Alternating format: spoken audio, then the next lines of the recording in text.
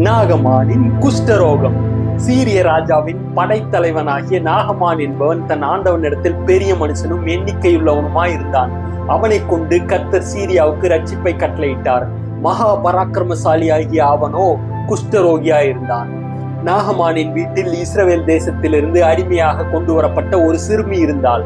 அவள் தனது எஜமானின் மனைவியிடம், சமாரியாவில் இருக்கும் தீர்க்கதரிசியாகிய எலிசாவிடம் சென்றால் அவர் குஷ்டரோகத்தை குணப்படுத்துவார் என்று சொன்னாள். அவளுடைய எளிய சாட்சி நாகமானை தேவனுடைய அதிசயத்திற்கான பாதையில் நடத்தி சென்றது. நாகமான் பரிசுகளோடு எலிசாவை சந்திக்க சென்றான். ஆனால் எலிசா அவனை நேரில் சந்திக்கவே இல்லை. தன் வேலைக்காரன் மூலம் யோர்தான் நதியில் 7 முறை மூழ்கினால் உன் குஷ்டம் குணமாகும் என்று சொன்னார். இதை கேட்டு நாகமான் கோபமுற்றான். ஏனென்றால் தீர்க்கதரிசியானவர் அவனை தொட்டு குணப்படுத்துவார் என்று அவன் நினைத்திருந்தான். நாகமானின் சேவகர்கள் அவனை சமாதானப்படுத்தினார்கள். பின்பு நாகமான் யோர்தான் நதியில் 7 முறை மூழ்கினான்.